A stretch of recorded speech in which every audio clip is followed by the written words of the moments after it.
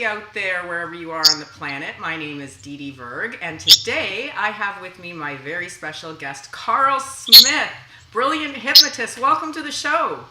Hello, how are you? Hope you're well. I am fantastic. Karl and I were just talking about how we're taking our health in our hands, and we're doing the keto, and Karl's doing some fasting and really working out, and we're all getting slimmer and trimmer, and Karl, it's been really good for us, hasn't it? We were talking about the clarity of mind and the extra focus we have and the energy, right? Yeah. It's been amazing actually, because I hadn't really done it, and then I was listening to Mike Mandel, and I've done it before, but I never taken it that seriously to the lengths I have done. Sure. And to me, like I was saying, like 15 pounds in the past just over 3.5 weeks, and like lots of fitness as well during the fasting period. So I've been doing fitness during that. My energy levels are through the roof, and the clarity I've got. I've not had sugar. I've not had the World Cup's on, for crying out loud. We're in the semi-finals. Mm-hmm. I've not one beer since this has all happened. So the alligator bar better be ready when I turn up on the 19th. I think you're going to be making up for some lost time. So hey everybody, I want to tell you all about Karl Smith because he's really amazing. So Karl Smith is both a hypnotist and a hypnosis trainer, having worked on Harley Street, London, England, as well as having done trainings worldwide. Now, in Karl's former career, he was in the UK military, as well as worked as a SWAT officer for over 20 years. Over the past couple years, Karl has developed methods and approaches to using hypnosis that support those in the military and the emergency services. So your story is a really unique one. It wasn't that you planned to be a hypnotist, but tell us how you kind of got launched into this career because of what happened to you.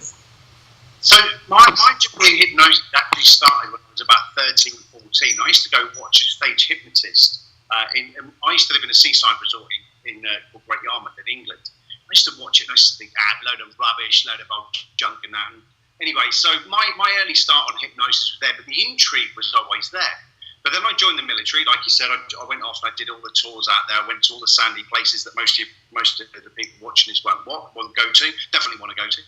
I've done all the sandy places. I've done Bosnia, Kosovo. I've done the Northern Islands. Mm-hmm. So I did my fair share with doing that. But then I left the military and then joined the police, and then went on to like firearms teams, and then went into counter-terrorism and that side of things straight away.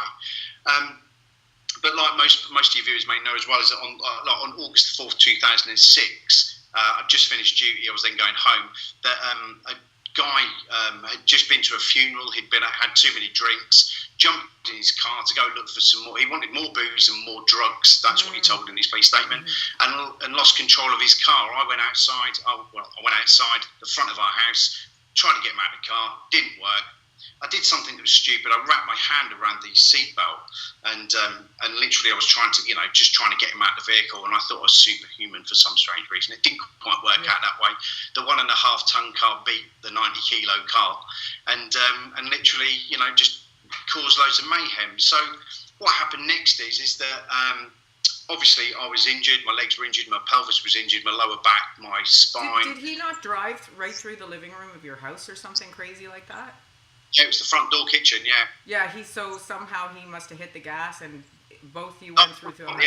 So what he did is he'd come into a cul-de-sac. Yeah. So I should explain about it. Yeah, he came into a cul-de-sac, and what he tried to do is get out of the cul-de-sac because he'd realised he'd taken the wrong turn. Right. So what had happened was that when he was driving an automatic car, and what happened is that as he turned the car, instead of hitting the brake, he had no licence, no insurance. Oh, I didn't know that. Yeah, he didn't have no licence, no insurance, and literally just hit the accelerator, drove up the mound, hit the kitchen, and went straight into ours and next doors, ripped the walls out, and it was just, that. And I went outside, and I was still in black, so I just finished work, so I literally just walked in the door from work, and from being, and being in the police. And right. I got hit and then dragged backwards and then dragged back. He hit me the second time, so he reversed over me, dragged me down the road. Then he hit me again and dragged me back down the road again. Wow. So the only thing he did right on the day was drop me back off at home. So that was the only thing he did. I'm glad you can joke about it now. No, but like I say to people, the worst day of my life was the best day of my life. And people ask me that reason. And it comes down to But what happened is that my physical injuries started to mend and repair. Today, I've only got an Achilles injury from all those years ago.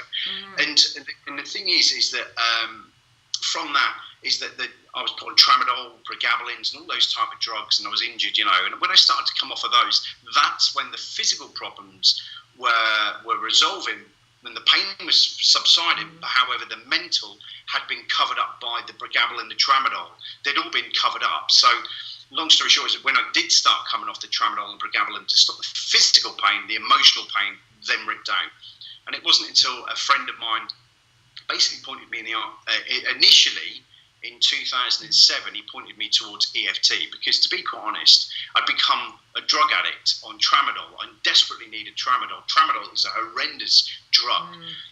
And also, Jack Daniels became a very good friend of mine. And until a friend of mine brought EFT, TFT into my life, emotional freedom techniques and thought field therapy, brought those into my life, and I started to learn those. And then I started to watch videos on YouTube and stuff like that, you know, on videos and things. And then I got into hypnosis, and that was when my life really changed, because that was the moment that, even though I'd done the other stuff, hypnosis was the one that went in directly and hit the nail on the head and pulled it all out. So, you know, that is, you know, hypnosis for me is not just about, you know, training hypnosis. Right. It's not just about muscle. It's a passion. It saved my life. It's my love. It's my joy. It's my, you know, everything.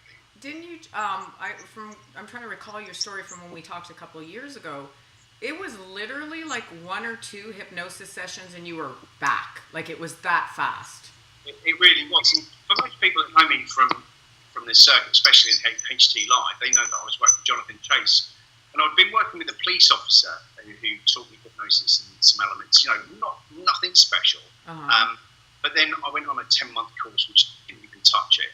But then what happened is that I went on a course with Jonathan Chase, and there was a guy called Alex Buxton on that. Right. And we were training, and it was my first initial thing, and that's when it popped. And it literally, that first session there, I sobbed my heart out. When it popped, I had tyre screeching in the background. When I was in hypnosis, I actually heard the tyre screech, and I can remember a tyre doing this in my subconscious, unconscious monkey brain, whatever we're calling it this week, and it was doing that and going away. And as it went into the distance and like went, that's when all the emotions that I'd stored for all those years, all the wars and all that type of stuff, literally got kicked out. And so there was that session, and then there was like a little mop-up session afterwards. But I'd say 2 sessions. The naughty noises, and what I mean by that is that the naughty noises had stopped. The hypervigilance had stopped, the angers, the frustration, all that thing. It really did stop in I'd say in 2 sessions. Right. So basically you dislodged the trauma out of your brain using hypnosis. And wow, so for those watching out there, hypnosis, we can't say enough about it, Karl. It's so incredibly fast for some of the people some of the time. So now, because it was so fast for you, and you're a fast talker, and you're just a fast guy in general, you also have these fast techniques. So tell us about why it's important, because you train emergency personnel. Why is it important that they apply these, whether they're a paramedic or in the military, they need to apply these hypnosis techniques fast. So tell us about why that's important. So, it's very guarded what they do. And my story helps them relate to, you know, things that go on in their job, and it draws people in to come and see me. What I found is that people don't want the windy staircases, they don't want the whales whining in the background, they don't want any of that. So my background is about doing things fast. When we were doing SWAT, what we call SWAT on the side of the water, over this side, you know, an authorised firearms officer. What we do over there, what we do with this is I like to work very quickly. I like to work very spontaneously and work directly with the subconscious, unconscious, and literally just bypass things. And like you mentioned a minute ago, the speed of my voice as well is that when I do it, it's not because of nerves. I actually just override the system with speed, and then slow it back down. So I can actually, you know, literally go from fast to slow. But people that I've worked with in the military and emergency services, they want it now. It's the same as today's world. If we go to McDonald's or Burger King or whatever, instant gratification.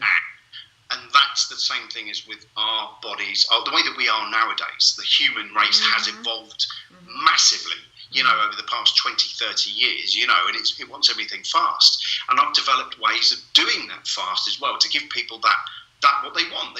It's not McDonald's. Somebody said it when I mentioned this the other day. It's not McDonald's service. You're not getting crap food. Do you know what I mean? It's not quick bang bang bong and I'm going to be hungry later on. This is fast and being able to anchor it in and keep it and maintain that change as well. Right.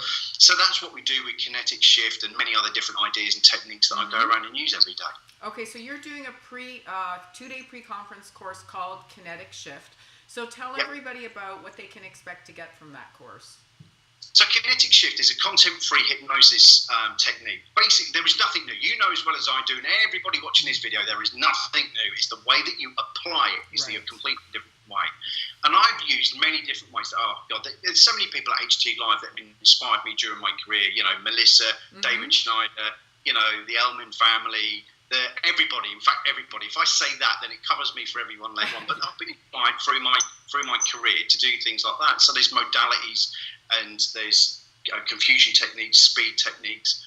And Kinetic Shift is like that. It's literally 7 stages that we've brought together to literally just work fast. And with, you know, if you go to my YouTube channel and type in post-trauma removal on the UK Hypnosis Academy channel, you'll actually see me ripping out post-trauma in less than 15 minutes. And it does work. And if you watch the video, you'll understand what goes on in there. But yeah, what they will be getting is a content-free technique where they're to use it on post-trauma, anxiety, stress, strain, weight loss, that type of stuff. It's all there. It's a very direct communication hypnosis style. Right. Very much. When people come to me, they don't come to me for therapy. Yes. They come to me for an experience, and that's what they get. People enjoy the therapy, which means that up here, it'll give me more when I'm doing a session. And that's key to Kinetic Shift and what we're doing on the pre-course. And I'm pretty sure if I had to guess why you developed content free is because police, military, they cannot afford to let anybody know that they have problems because it can jeopardize their career. So quite often when they come to a hypnotist, like we don't, you know, we are, you know, not bound by any real association. So we don't, you know, we don't have to give our records out in courts or things like that and reveal anybody's personal business. But military and police and fire and paramedics, I mean, they are guarded, like you said. Well, the main thing that is some of the profession, like my old job, we were vetted up to the secret level. And with that comes a responsibility. Even written in there, you're not meant to do hypnosis under this secret vetting, under what's called developed vetting. And you're not meant to do it. So people, what I found is people don't want to regurgitate trauma. Because every time we talk about trauma, we traumatize the body. Right. So why would you want to do it anyway? The second reason is, as well as with the content free, is that it allows the subconscious, unconscious mind to do whatever it wants to do, not what it thought it wanted to do. As in, I believe that the speech patterns up here are completely different to what this is, hence why we get that, I can't express it. Right. So with content free, I don't actually ask the client what they think it is. I ask the subconscious, unconscious monkey brain what it is directly, and that's the direct communication element of it. And, you know, with the content free as well, it allows them to maybe uncover things that they didn't realise that were playing them up as well, without regurgitating all of that crap again. Yeah, much like you did. So you're also doing, what is it, a 1 hour, 2 hour on the fast techniques? I'm doing one on rapid inductions. Rapid inductions, okay. How to really, you know, get rapid inductions and instant inductions boxed off.